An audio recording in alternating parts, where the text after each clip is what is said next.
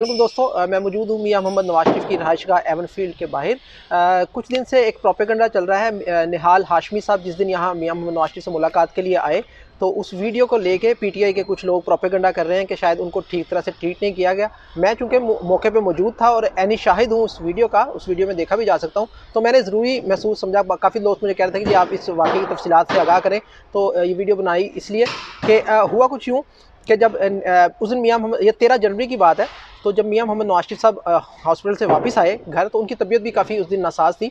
तो उन्होंने बाकायदा निहाल हाशमी से मुसाफा किया, उनकी खैरियत हाल अहवाल दरियाफ्त किया। और नॉर्मल रूटीन ये है पिछले 60 दिन से कि मियां मोहम्मद नवाज शरीफ साहब ने कभी एक लफ्ज़ भी हॉस्पिटल जाते हुए या वापस आते हुए कभी नहीं बोला। लेकिन वो वाहिद दिन था जिस दिन मियां मोहम्मद नवाज शरीफ साहब ने लब कुशाई की और कुछ अल्फाज भी अदा किए, आप वो वीडियो में सुन सकते हैं।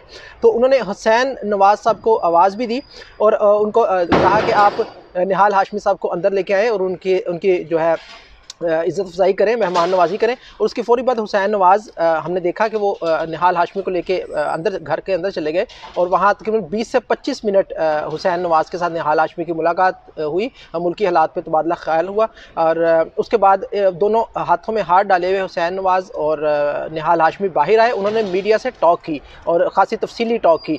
तो सिर्फ बताने का मकसद सिर्फ ये था, क्योंकि मैं मौके पर मौजूद था, इसलिए बताना मकसूद है कि कोई भी शरीफ फैमिली को ये मत सिखाए कि मेहमान नवाजी क्या होती है, वज़ादारी क्या होती है, तहजीब क्या होती है, किसी की इज़्ज़त कैसे करते हैं। वो शरीफ फैमिली को सिखाना एक मजाक के मुतरादिफ है।